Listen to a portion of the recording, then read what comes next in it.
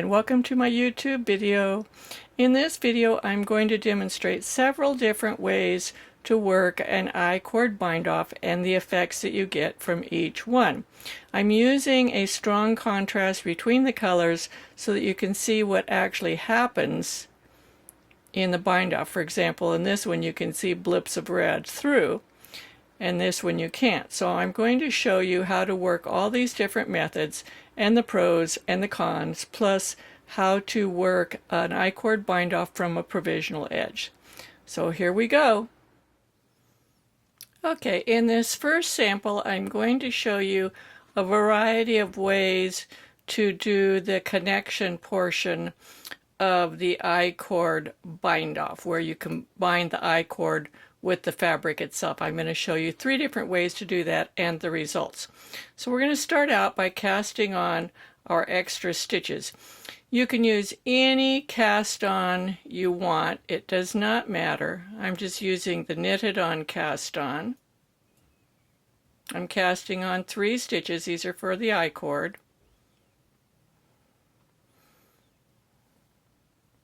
So I've got my 3 extra stitches here. This is for a 3-stitch I-chord bind-off. If you want 2, you would cast on 2. If you wanted 4, you'd cast on 4. Whatever number you want to use. I'm just using 3 as a demonstration. So then we're going to knit the first stitch, knit the second stitch, and in the first method I'm going to show you how to combine the I-chord with the fabric using an SSK. So a slip as if to knit, slip as if to knit, knit them together through the back. So we've bound off 1 stitch. Then we slide all 3 stitches back to the left. And it's kind of loose because I've got these tails back here. Then we're going to do the same thing. We just repeat. 1, 2, SSK.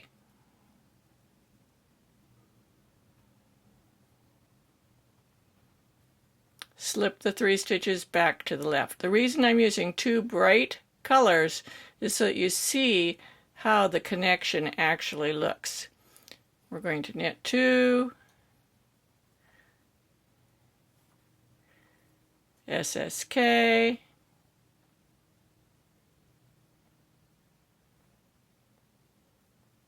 and we're starting to see a problem. What we're seeing is that the red yarn is showing through. Let's do it one more time.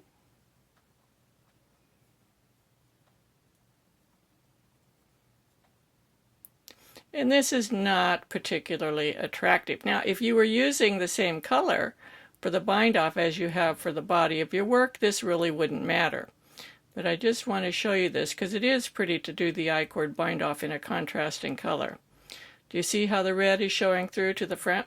Now if we turn it to the back, the I-chord looks really good. There's no red showing through. It looks normal. So let's try a different method. Let's try knit 1 and then slip 1. This is another method that you'll see. Slip this stitch, knit the next, slip this one over. Let's try that method. You'll see that in books and on videos. Let's work that for a few stitches. Slip 1, knit 1, pass slip stitch over.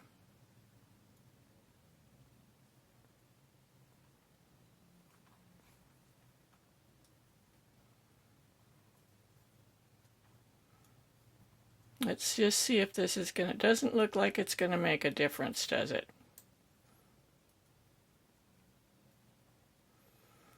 We're still getting those red blips. So let's try a different one. Let's try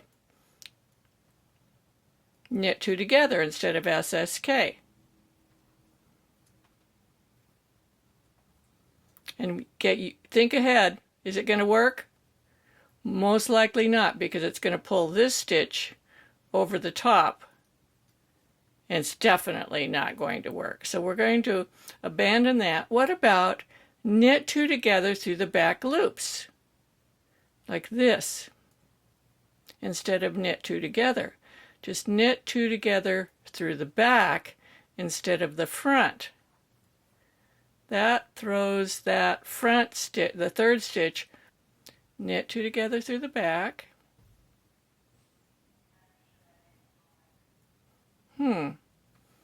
Might be an improvement. Let's see.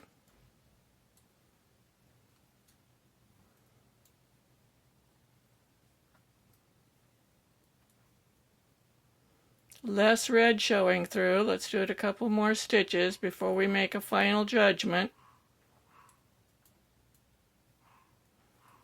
Knit two together through the back loops. Skip the SSK part.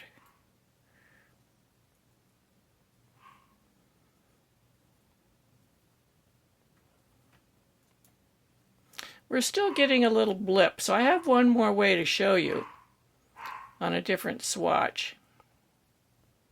We're getting a little blip.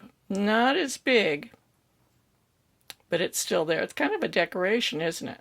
Let's go ahead and work to the end because I want to show you how to finish off the icord bind off.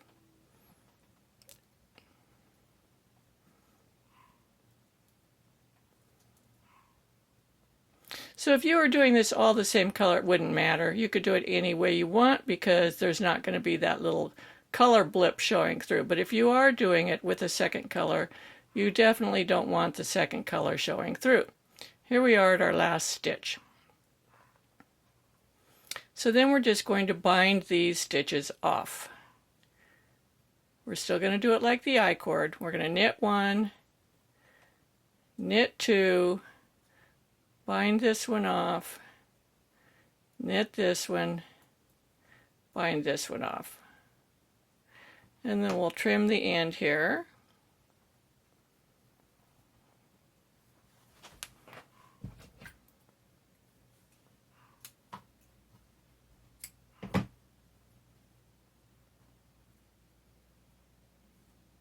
And see how it looks. Let's take a look at this. So, there's some improvement there, but not very much. But if we look at the back side, wow, that looks perfect. So one alternative is to bind off from the wrong side. If you do that, you'll get the blips on the wrong side, and this will be the right side. But another way that you can try, I have another piece here, is you can try working the last row, and I'm going to use the wrong side row, so that I end up with a working yarn on the right side row. You can try working the last row of your fabric in your contrasting color.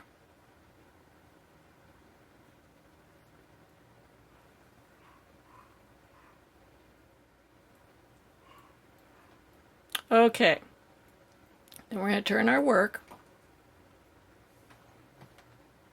and we're going to cast on our 3 extra stitches. And like I said, you can use any cast on you want. I'm just using knitted cast on.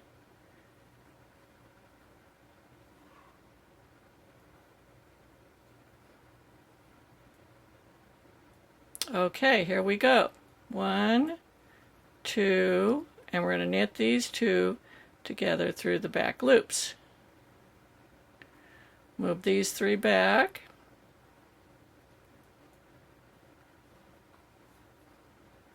One, 2, work these through the back loops,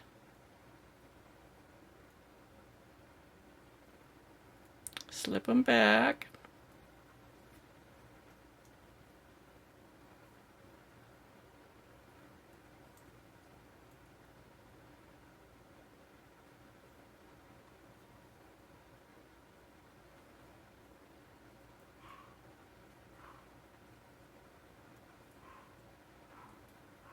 now this is what's looking good.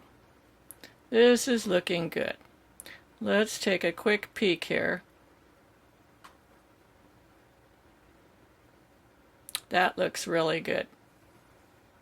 Now the other side doesn't look so good, so let's work across here a little ways. We'll get some more of this done.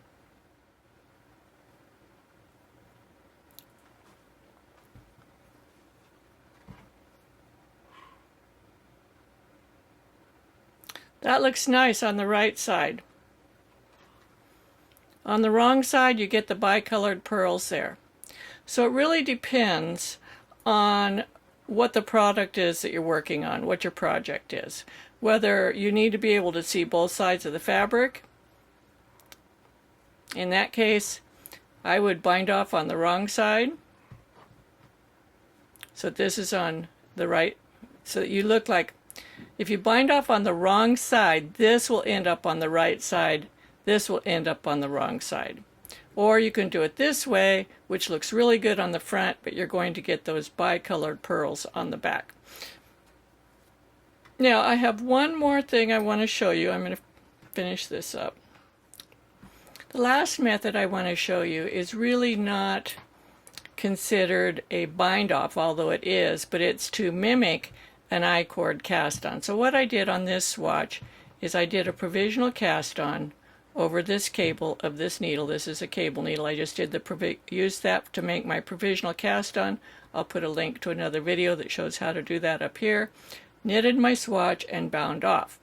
So because I know now from my previous swatches that probably this is the best method if I'm going to use a second color, and I want to use a second color, I know that when I turn this, I'm going to want to work one row across here in my contrast color.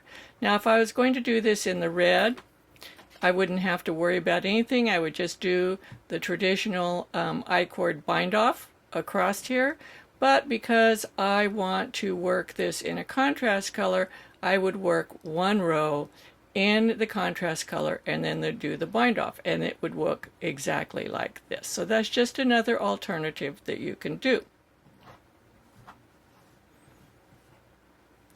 So let's review what we did. The first thing we did is we bound off using SSK, and then we did a slip one, knit one, pass slip stitch over, and then we did knit two together through the back loop. And in all cases we get the red yarn blipping through, but it's less so over here. On the reverse side, though, it looks really good. So if you like this side better, you might consider when you do the icord bind off to do it from the wrong side. This will throw this to the right side and you won't have any blips of color. An alternative method that I showed is to work the last row of your main fabric in the contrast color. You can see it there. And then do the icord bind off and it will look perfect on the right side. On the wrong side, you're going to get these bicolored pearls. So if that doesn't interfere with your design, then this is a really good way to do the icord bind off. And then the third method I showed was using the provisional cast on, which is basically the same as this.